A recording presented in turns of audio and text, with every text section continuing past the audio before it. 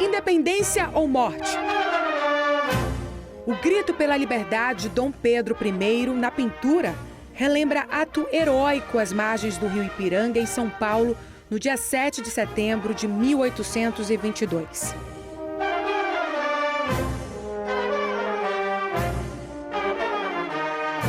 Não é aquilo. Aquela cena ela é uma das cenas mais utópicas que foram criadas pelo grande paraibano Pedro Américo, porque não é a realidade dos fatos.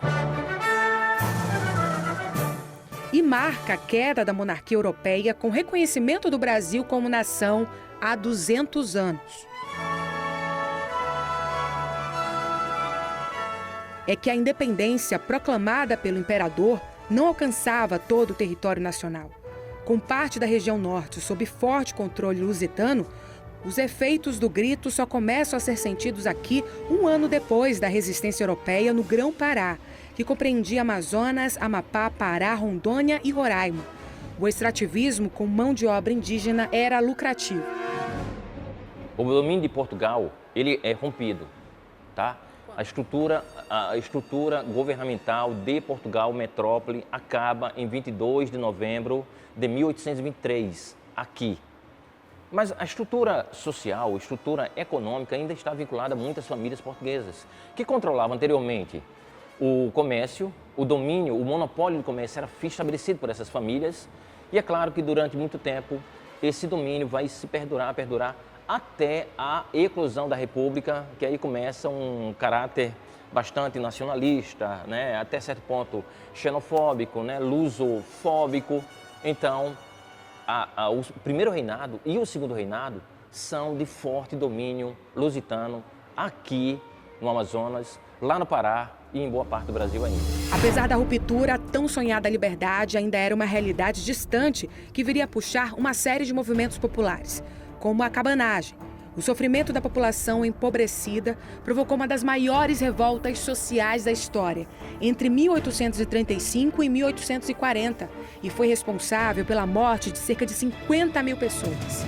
A solução para os problemas sociais da época, que não acabaram com o fim da revolta, caminhava para a emancipação de cada região, que levou tempo para acontecer. O Amazonas só foi reconhecido como estado quase 30 anos depois do grito no Ipiranga.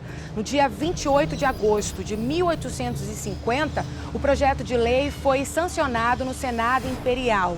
E em setembro do mesmo ano, no dia 5, Dom Pedro II sancionou a lei. A partir daí, o Amazonas passou a ter um representante para buscar melhorias aqui para a região. Quem comandava o alto escalão tinha título de presidente de província. Terreiro Aranha é o primeiro na gestão. O palacete provincial no centro da capital, até 1888, foi a sede e moradia de lideranças. O espaço funcionou como quartel da Polícia Militar por mais de 100 anos e hoje reúne em acervos e coleções fatos importantes ligados à história. É aberto à visitação e promete uma viagem pelo tempo. Roteiro favorito das escolas. Hoje em dia a gente está no mundo da internet, da informática, né? Eles têm isso ao alcance deles pelo computador, pelo celular, mas eles vindo no real, né? Eles podendo ver o que foi que realmente aconteceu, porque antes de eu trazer eles para cá, nós fizemos uma aula sobre isso. É muito importante ter todos esses objetos, essas coisas assim, que fazem a gente refletir sobre a era passada, sabe?